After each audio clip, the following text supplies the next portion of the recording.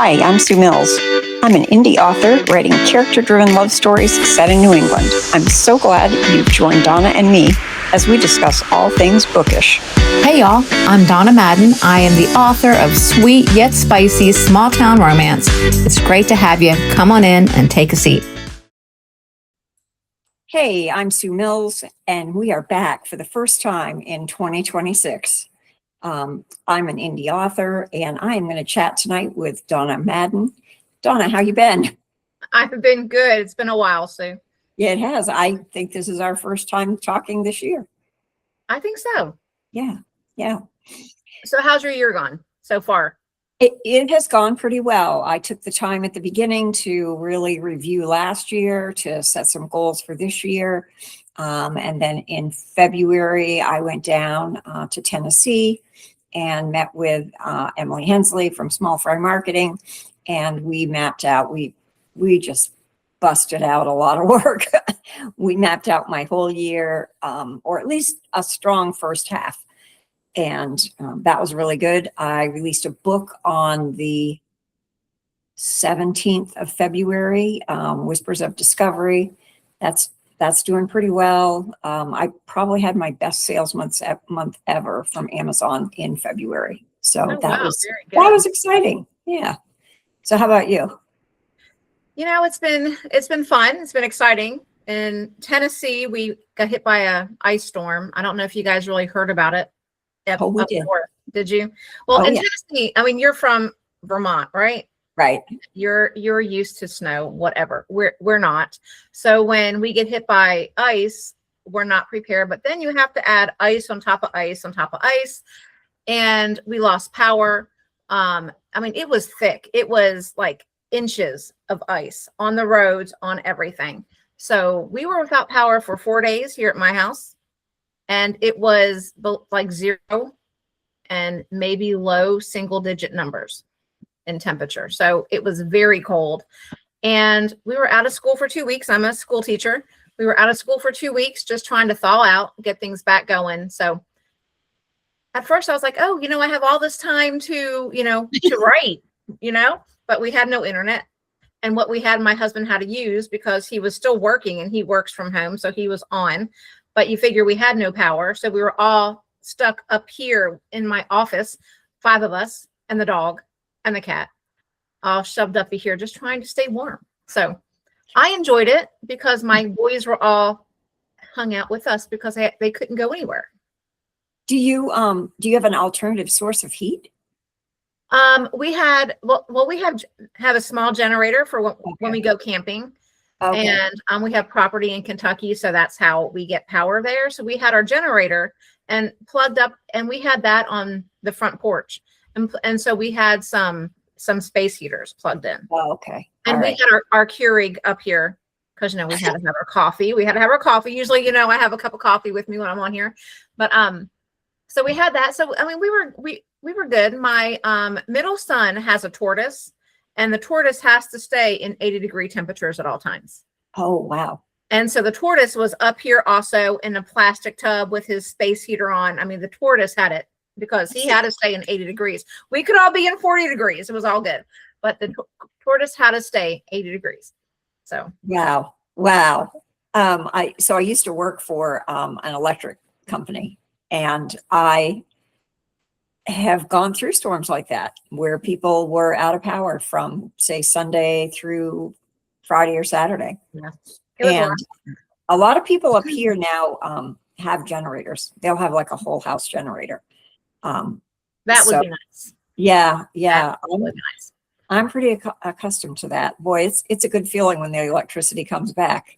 Yes, but it was funny because we're all upstairs hanging out in my room playing a game and on my bed.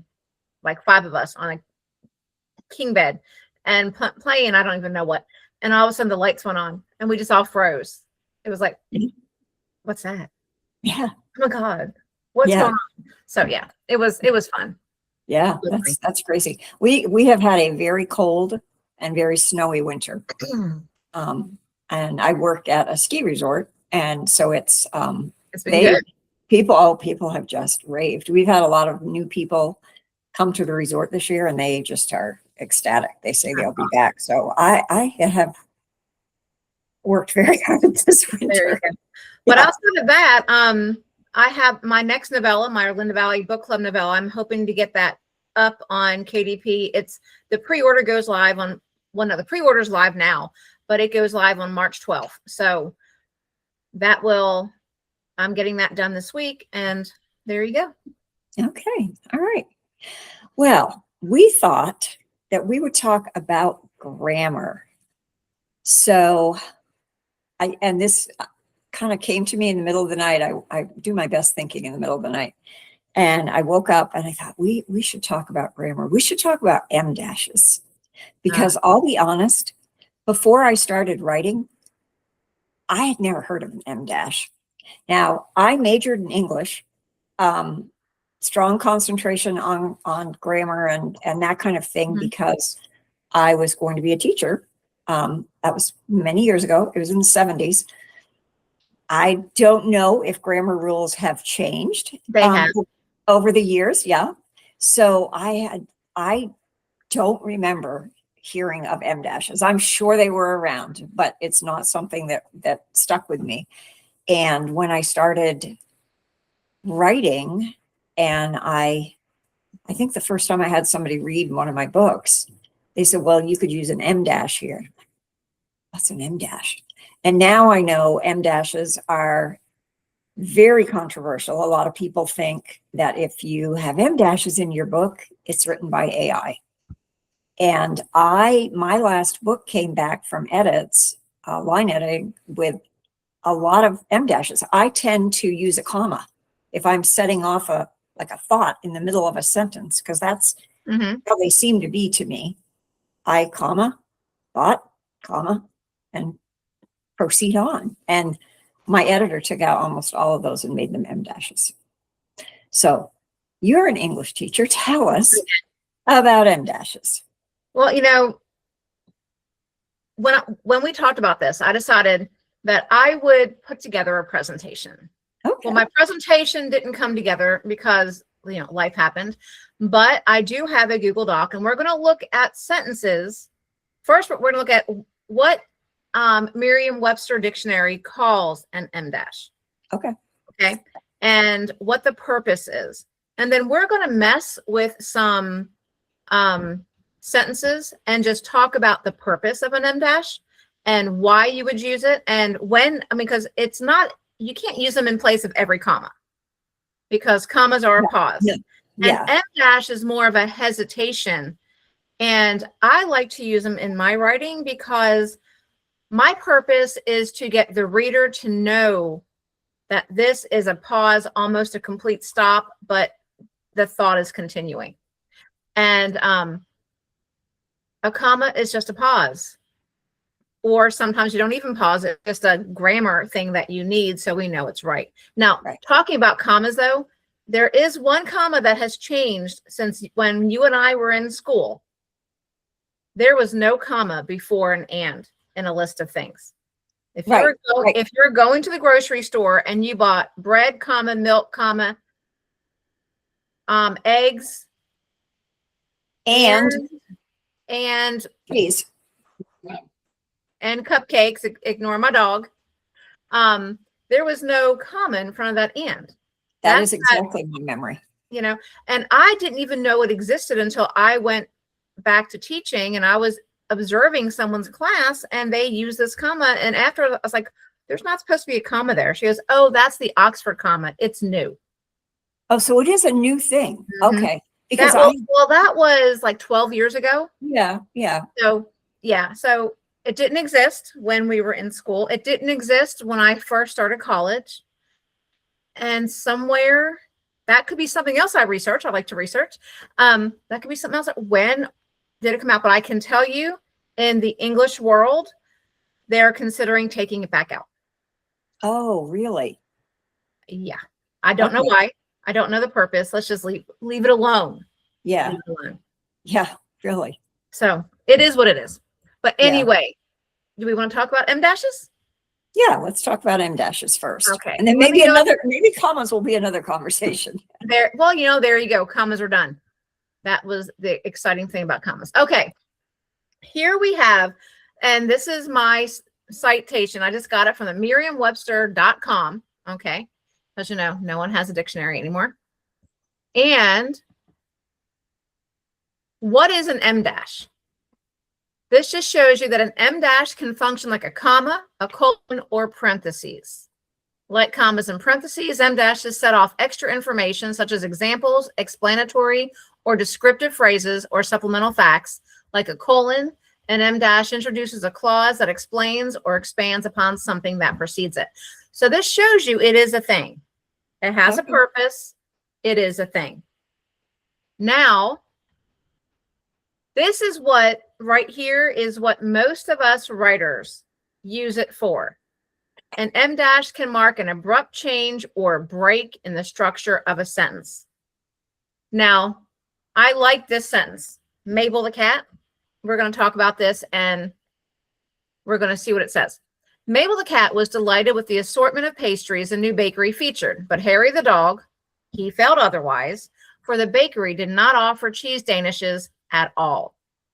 So here we have two characters in this sentence, and Mabel is delighted. She's happy about these things, but Harry the dog, he felt otherwise. So it just tells us that we need to enunciate it so that way we can hear that Harry's not as happy about it as Mabel is. Yeah. And down here, well, here's where I change them. So now we have Mabel says, "Of course you have a point, Mabel murmured." Mabel, okay. "Of course you have a point," Mabel murmured. That is, I suppose it is concerning.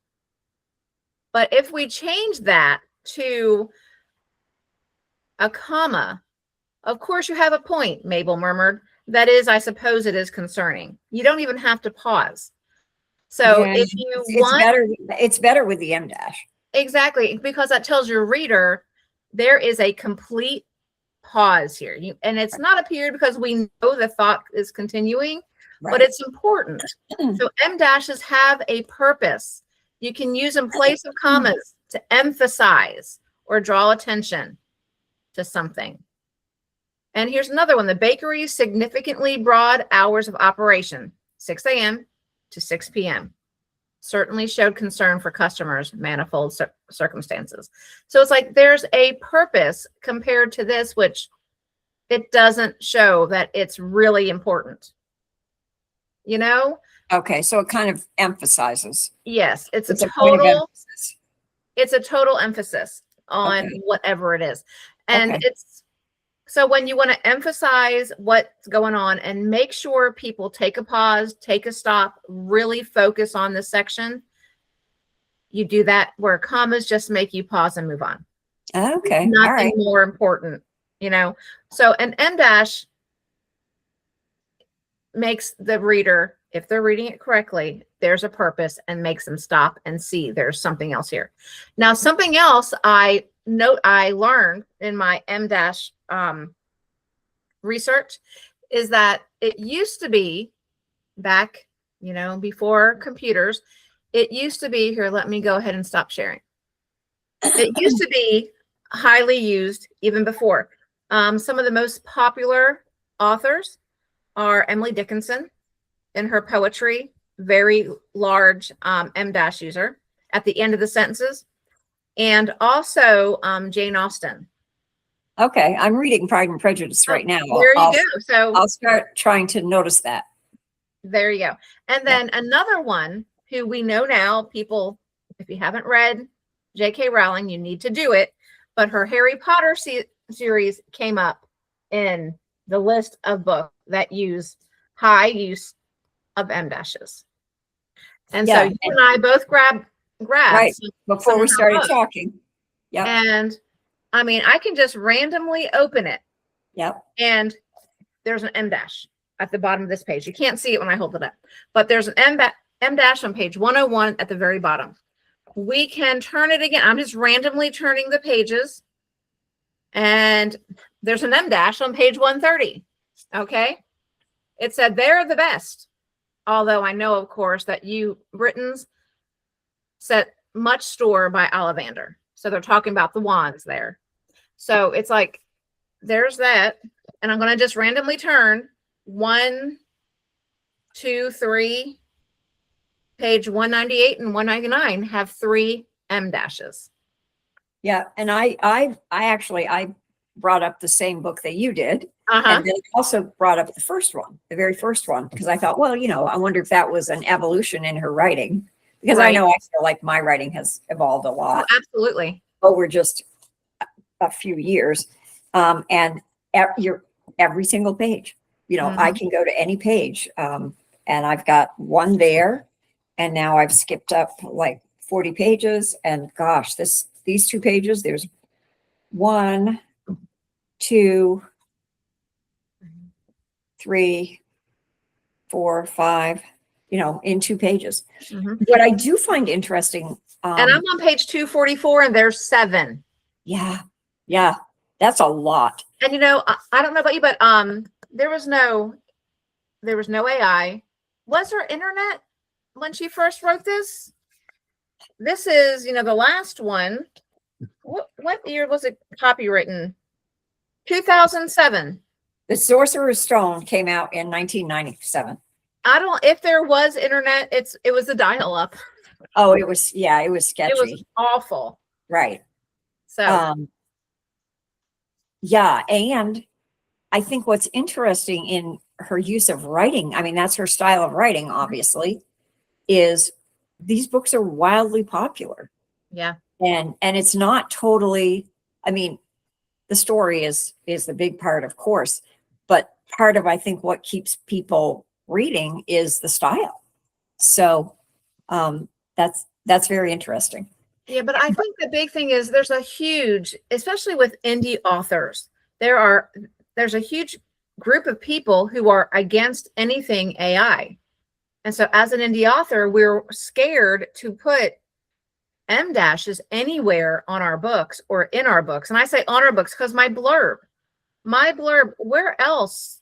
I mean, I used to use M dashes a lot in my blurbs because that's where I have the hesitations, the short sentences, yes, quick thoughts, and that's what they're for.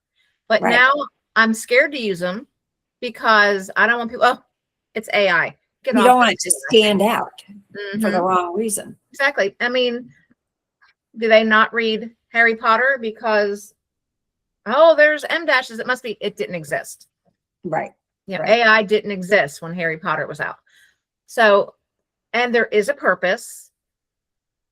I mean, now I wish you would have showed us your manuscript. Yeah. I should have. I would love to see why your editor. Do you have it on your computer? I probably don't have. I'd have to re-download the original that came back to me. Gotcha. Because I made the changes in the document. Gotcha. Yeah, I didn't save a copy of the original. So you changed it even if you didn't want to? For the most part, unless it felt really wrong to me, I pretty much go along with my editors. There's a few places that I don't, but for the most part, I usually go along with what they recommend. You're probably less likely to do that because you probably know as much as they do. Well, not as much, but it's like I know the purpose of like my M dashes, and I'll take away some of them, because I don't want to overuse. I don't want to overuse any punctuation. But I mean, there's times I'm like, yeah, that's not what I mean. Yeah, I'm doing it this way. I like it better. Yeah. Especially when it's dialogue, because dialogue, if it's bad grammar, it's because it sounds better that way than the correct grammar, because people are talking. We don't talk, perfectly. And so I like my grammar to be totally 100% conversational. Right. Yeah. It's definitely different in a conversation. But anyway, so for all of you out there that pick something up and see a lot of M dashes and think that it's AI, not necessarily. I mean, pick up any Harry Potter book and you're going to see M dashes on just about every page. It's her style. I mean, at the end of sentences, Yeah. in the middle of sentences. And like, here's one when, who was talking here? I'm guessing it's Hermione. And she goes, but Reg, you were the one who submitted my name for questioning. So there was a but and then a pause. And Okay. instead of just, a comma wouldn't be the same. It would be a but. Right. You're not seeing that the character is concerned and angst, Right. and worried. That's where you need that M dash. So two thoughts. One more on M dashes. So like in the example with Mabel the cat,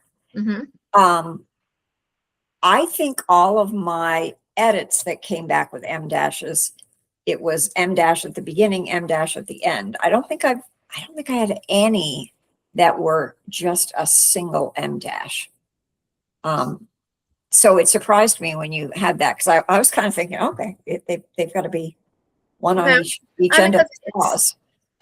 If you're doing it, to emphasize something and this sentence ends, you don't always do it, but sometimes you need it both. But it depends on the purpose. So that kind of leads into ellipses, because that example you gave with the but and then the M dash and then another but, I would probably put an ellipses there.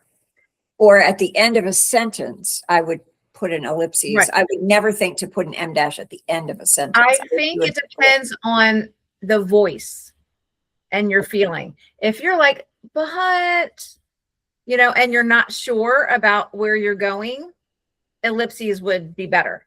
Okay. But if you're like, but, I don't know, but, then you're excited, you're scared.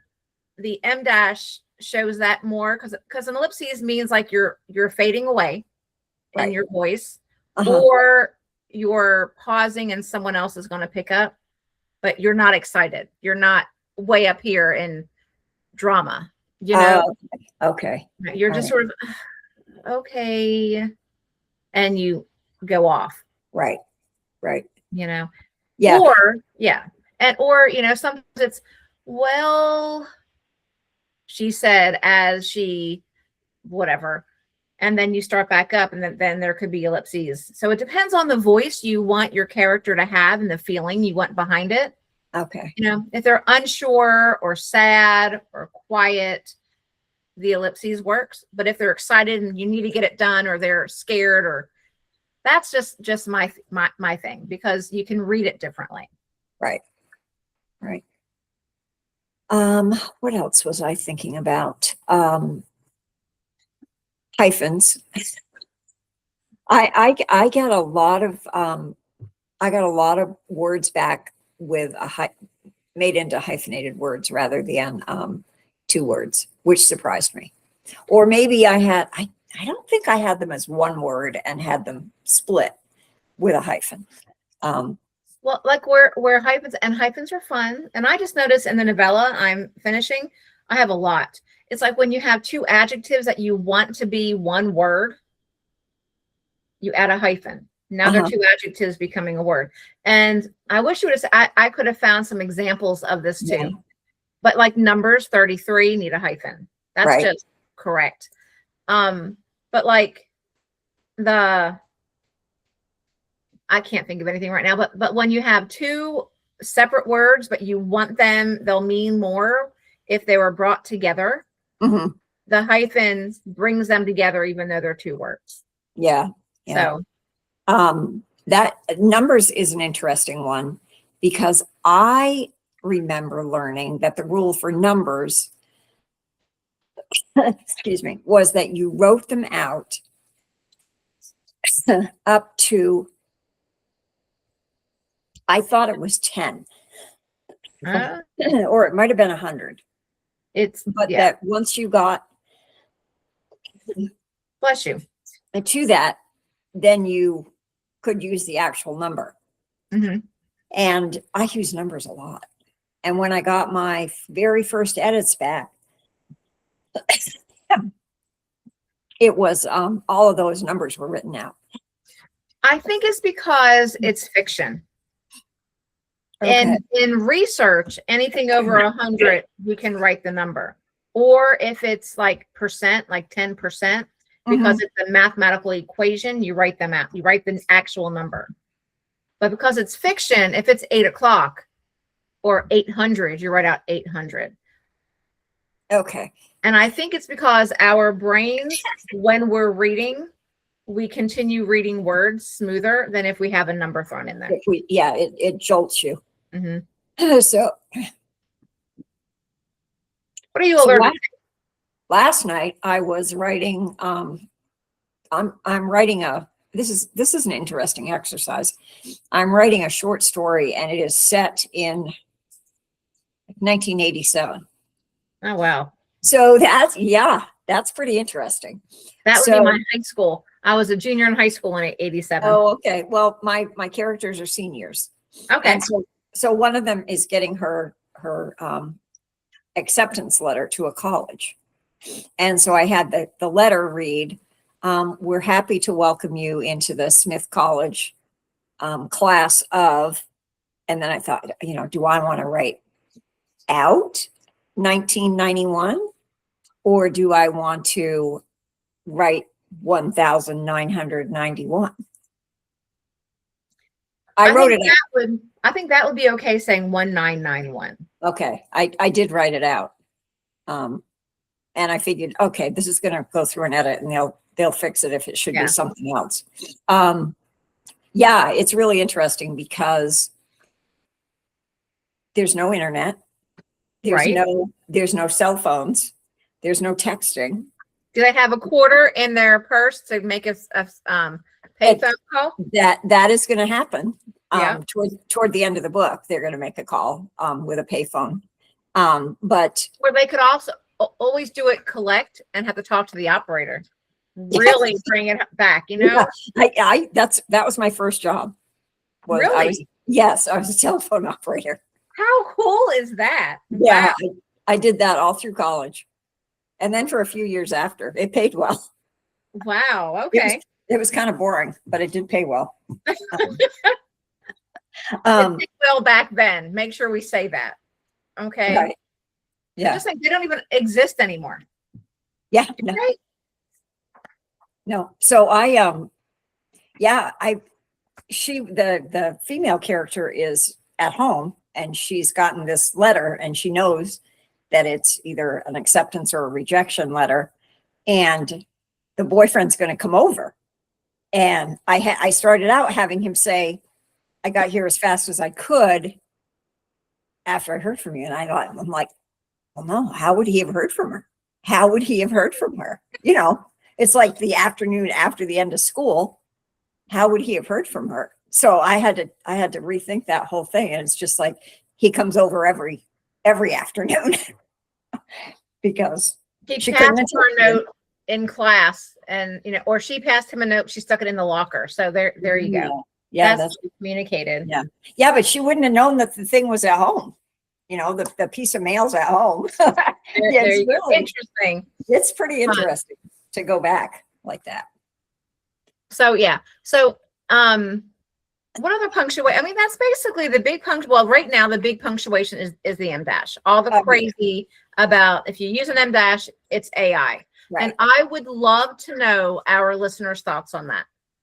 Okay. Yes. And why? If you think it's AI, what made you think that? Where did that come from? Where did that start? That's fairly new. When em dashes have been used in books, in literature forever. I mean, Emily Dickinson, Jane Austen, they hand wrote their books. Right. And their poems, and they used em dashes. Mm-hmm. So why all of a sudden is there this issue with and I can tell you right now, we're going to have someone say, oh, if you don't have an issue with it, you must use AI. That's a discussion for another podcast. But I'm just saying that everyone uses AI somewhere. Oh, if you've ever used spell check on your phone or spell check in Word, you're using AI. Mm-hmm. It's everywhere. You can't get away from it. No. And but I'm with you. I really want to know where that came from. That Yeah. And when did it because- start? All of a Yeah. sudden, in all the podcasts and all the things, all the Facebook groups, everyone Mhm. was bashing the M dash. I'm like, Yeah. I've never even noticed it. Yeah. It's Yeah. a punctuation. Right. Why is it such a big deal? Yeah. And like I said, up until probably 4 years ago, maybe 5, I'd never even heard of it. I literally, Well, yeah, I mean, you I've you seen saw it in writing, obviously, but I never knew Right. it had a name. right. You probably just thought it was a long dash, Yeah. and you knew just because you're a reader that you see this dash, it's a long pause. Right. It's it's an extra long pause for a purpose. That's Yeah. why it's there, and you Yeah. probably just never thought about it. No, No, no. People read with a lot more, I don't know, intention or something than, yeah, we've had those discussions. Like back when I was in high school and I read all the teen romance, I didn't even think of a trope. I just picked up a book. The book that came out that week, I would pick up a Kroger and take it home and read it. Exactly. Sweet Valley High, it wasn't, tropes weren't listed. No, It's like it didn't exist. Judy Blume Yeah. books, I don't know what trope there was, right. But Yeah. now all of a sudden it's trope this, trope that. I don't like this trope. You can't read that trope. I'm Right. like, okay. Yeah. Well, the other thing I've never really paid a lot of attention to whether something was written in third person or first person. Right. I just read. I just look. If it sounds like an interesting story, I read it, and I don't take a lot of notice. And I've got, I've seen people. Oh, I never read third person, or oh, I never read first person. It's like, really? Gosh, you're writing off an awful lot of books there. Exactly. Yeah. But again, why? Yeah. But then Yeah. as a teacher who has watched reading go away, I just want people to read. Yeah.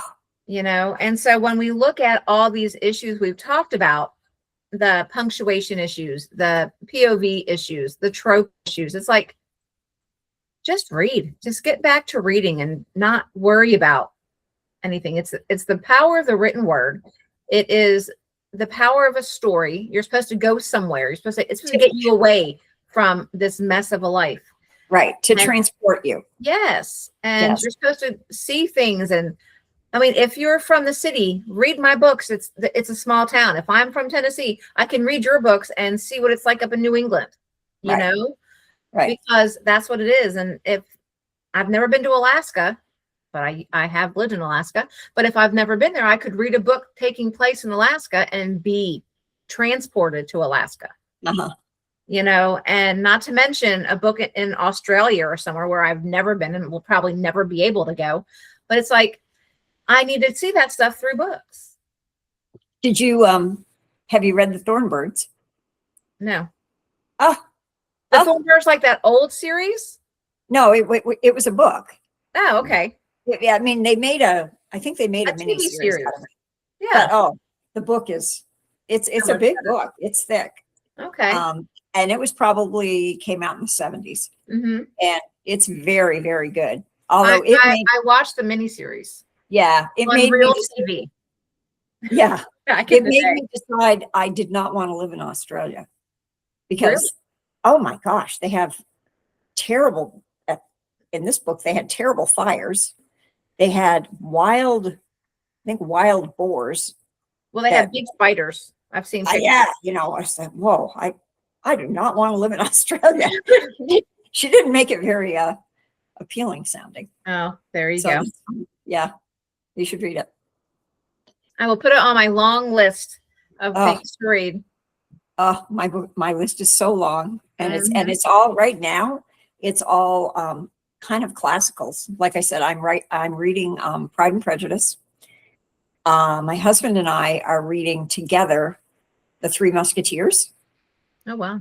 He's ahead of me, and he's gone for 3 days, and I'm hoping to catch up with him. And I am reading Lady Chat. I just got it on my Kindle. Lady Chatterley's Lover by D.H. Lawrence, which I read in high school.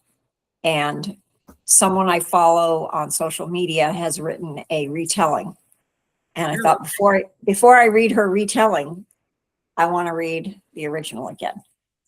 So I'm all into these classics. Oh, and Wuthering Heights, because that is out in the movie now. Right.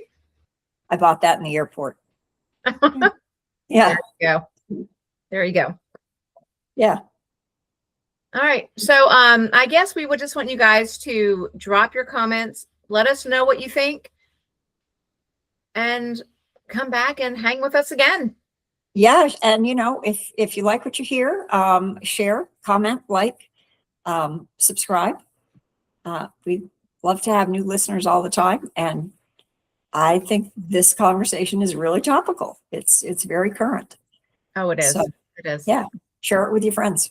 Absolutely. All right. Well, and I'll see you in a few weeks. Yes. And you have a great time doing whatever it is you're doing. All right. You too.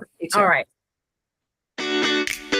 We hope you've enjoyed this episode of Indie Authors Uncovered, brought to you by Small Fry Marketing, your single source for affordable marketing solutions. Visit us at smallfrymarketing.com.